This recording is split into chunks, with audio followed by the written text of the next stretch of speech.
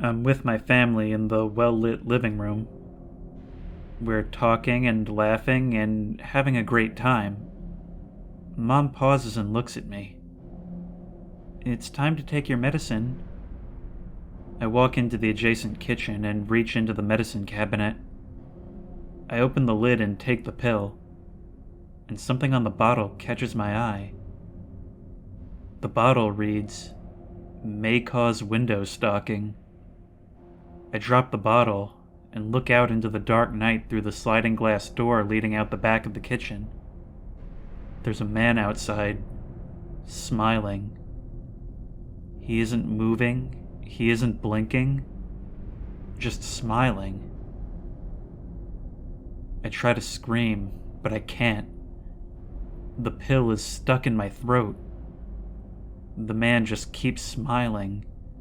I haven't seen him move, but his smile is somehow bigger, and he's somehow standing closer to the door than before. I want to run, but I'm frozen in spot. I can't stop looking at him. I can't stop seeing him.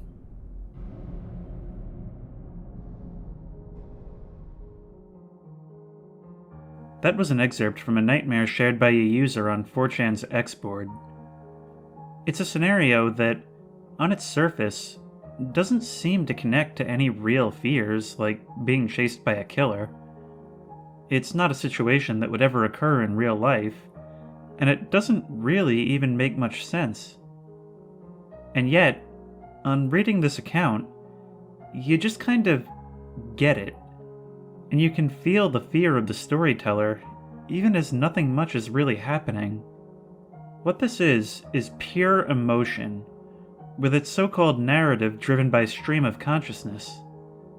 These two elements, emotion and stream of consciousness, are the key to understanding what I mean by dream logic, and how it can be applied to fiction in order to produce a certain result. This kind of thing is what director David Lynch is known for, and nowhere is this more apparent than in his 2006 film, Inland Empire, which is likely the truest depiction of dream logic ever achieved. In an interview, he stated, "This film is very different because I don't have a script. I write the thing scene by scene, and much of it is shot, and I don't have much of a clue where it will end. It's a risk, but I have this feeling that because all things are unified, this idea over here in that room will somehow relate to that idea over there in the pink room." This philosophy effectively maps onto the stream of consciousness flow that defines the dream experience. In the window stalking story, the speaker starts out in a safe, comfortable environment surrounded by family. He's told to take his medication, and this is where the mood begins to shift. If the speaker takes any medications in real life, they likely associate it with whatever ailment it's meant to relieve. Now their thoughts are on to something more negative, which the dream will change to reflect.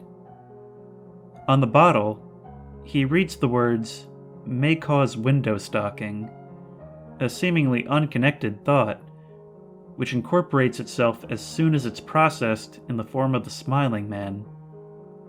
Dreams seem to progress through the loose connection between thoughts. Imagine this scenario. You're sitting on a train trying to get home from work. It's late in the day. You suddenly notice an old man sitting across from you. For some reason, you're afraid of him. It's nighttime now. As he scowls at you, you take notice of his wrinkles and his bony hands. Now you're in a nursing home. The old man is still in front of you, and it's time for you to prepare his meal. You're trying your best, but you keep making mistakes and having to start over, while the man is getting angrier and angrier, and you feel more and more rushed. The man is now a monster, who begins chasing you in the attic of your childhood home. So, we started with a train during the day. More or less at random, or through some less obvious association, the old man is introduced, and you immediately understand that you're afraid of him. Now it's nighttime, a change which reflects your new fear. As you focus on his age, the scene switches to a care home, and once you process this, you begin performing the duties of a care home worker. But you're still afraid of this guy, so serving him is a stressful task, and he's getting angrier and angrier until he becomes a literal monster. And where do monsters chase you? In the creepy attic you hated as a kid. See, there is always some connection between one thing and the next, and you'll likely never notice any transition at all. That's the stream of consciousness. Dream progression, however, does not necessarily have to be linear, and will often have some common idea or ideas that run throughout.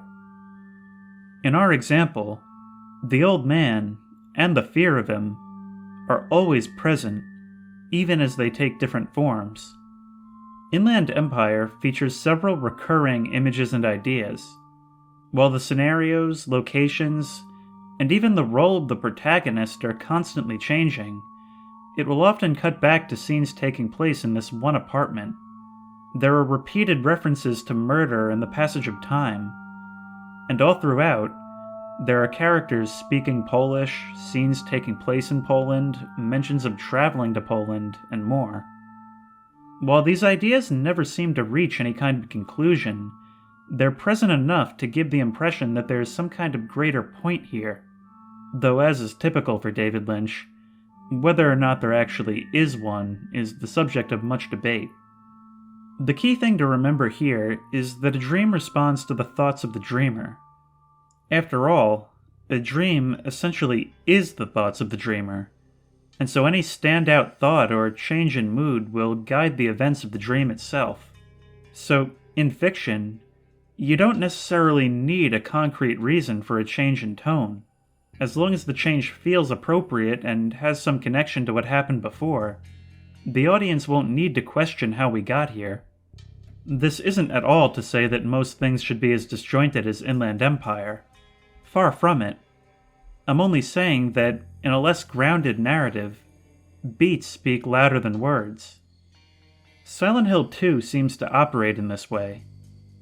While the game has monsters and eerie environments from the get-go, the player character, James, starts off the story with a sense of cautious hope in searching for his wife, Mary, who is supposed to be dead but has apparently sent him a letter asking to meet him here.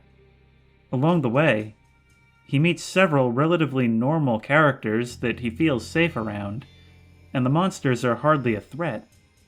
This all changes when he reaches the hospital, a location which no doubt reminds him of his wife and the condition that killed her. His companion suddenly feels sick and has to lie down, asking James what he'll do if he can't find Mary. James is forced to continue on his own. Night falls. The enemies become tougher, more numerous, and harder to avoid. It's like the world grows more and more oppressive as James begins to lose hope, and doubts that his quest can be taken at face value. Here, nothing actually happens that causes things to take this dark turn. James thinks some bad thoughts, and the game reflects those thoughts. Now let's get back to the window stalking dream. After looking out the window, the subject is unable to move or speak, focusing on the smiling man who is perceived as getting closer, despite not actually moving at all. In a dream, your analytical mind is stripped away, and all that's left is pure emotion. Much of your understanding of a dream comes from, well, just kind of getting it. You just know that a given person is dangerous, even if they haven't actually done anything. You just know that that's your friend Steve, even if he looks just like an actor from a movie you watched. Remember the old man example from before? It starts off normal and in a familiar place, and when the old man appears, there's no logical reason you're afraid of him, you just are. You recognize that fear, and it's only then that he starts getting belligerent, eventually turning into the monster. In a dream, feeling is what dictates your perception. The rest is just dressing. This, of course, is very difficult to portray in fiction, but if you get it just right, you have a recipe for some truly memorable and terrifying scenes. I've talked about it before, but there really is no better example than the diner scene from Mulholland Drive. The scene is framed as one character telling another about a dream he had, which took place outside that same diner. They then go out back in order to prove that it was just a dream, and it plays out exactly as described. The scene doesn't make a lot of literal sense on its own, and yet it's probably one of the most effective scares ever filmed. So what does it do to emulate dream logic? The soft, bloomy visuals and droning soundtrack serve to create a surreal atmosphere even in a mundane setting. The background is entirely muted, with no sounds of chatter from the other diners or even plates or silverware clanking. There's only this conversation and that oppressive hum. The scene has background noise to begin with, but it fades away as this character starts telling his story, and both his listener and the viewer are drawn in. Just as the lens of a dream can narrow to focus on a certain detail, while you remain only vaguely aware of everything else. This scene is often praised for its heart-stopping jump scare, despite literally telling you what's about to happen. Remember, in a dream, your expectations influence events. By setting your expectations beforehand with a detailed description of what's going to happen, it's almost like you're having this character's dream for yourself, full of anticipation for something that you know is going to happen, but which you haven't even seen yet. So that's dream logic, and some examples of its usage in media. But so far, it seems like it'd be kind of difficult to actually tell a story this way, doesn't it? David Lynch doesn't have much concern for traditional narrative, and obviously most things wouldn't benefit from being structured like Inland Empire. However, incorporating dream logic doesn't have to mean completely throwing reality to the wind. If anything, I think bringing an irrational element into an otherwise rational world, or conversely, to thrust rational characters into an irrational world, is horror at its best. The creative possibilities here are endless, but there are two things in particular that I think have the most positive impact. For one, focus on the character being afraid, not the thing they're afraid of.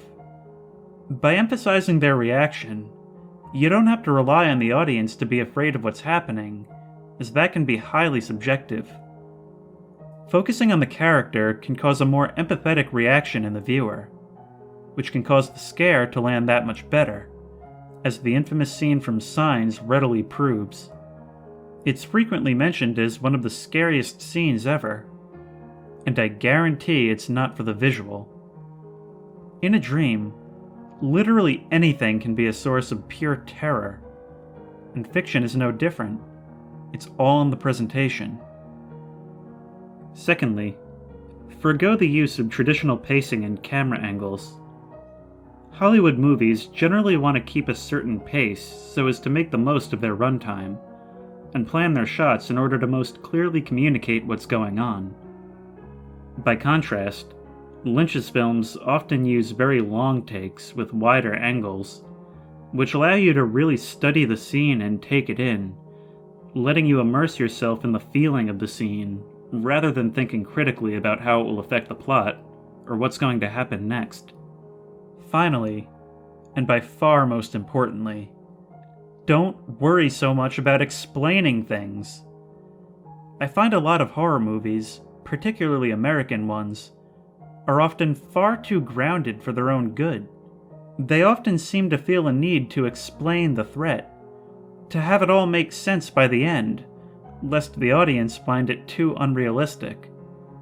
The monster will turn out to be the result of a government experiment gone wrong, or the killer will have some backstory that explains how they came to be this way. Often, the result is that the work becomes retroactively boring, as shining a light on something scary instantly reduces its appeal.